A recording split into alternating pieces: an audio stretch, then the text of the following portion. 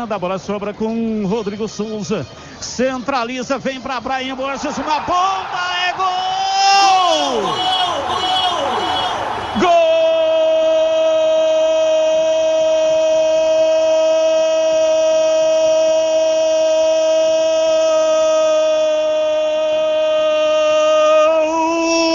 Da Ponte!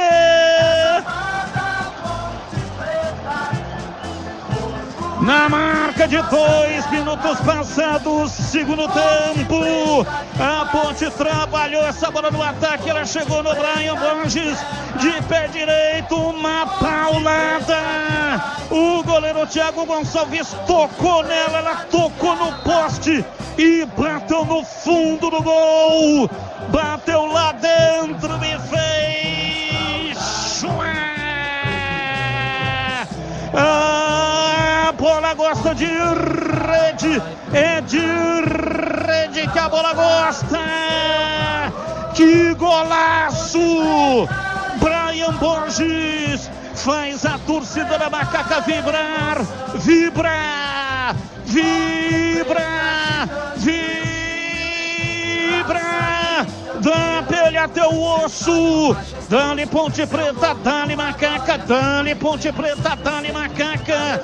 Brian Borges, Brian Borges, Brian Borges, Brian Borges, Brian Borges, Brian Borges, Brian Borges, camisa 31.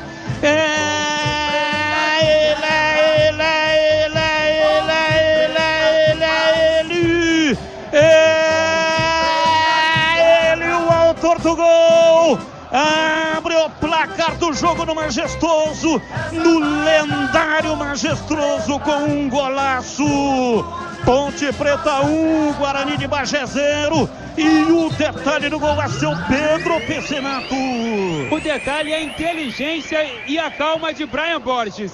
Recebeu um passe açucarado do Pacheco, um passe de lado, mas muito preciso. E aí o Brian Borges, livre na intermediária, teve todo o tempo do mundo, dominou, olhou para o goleiro Thiago Gonçalves e bateu firme no canto direito, sem chances para o goleiro gaúcho. Brian Borges marca o seu segundo gol com a camisa da Macaca e vai colocando a Ponte Preta na quarta fase da Copa do Brasil. Batistão.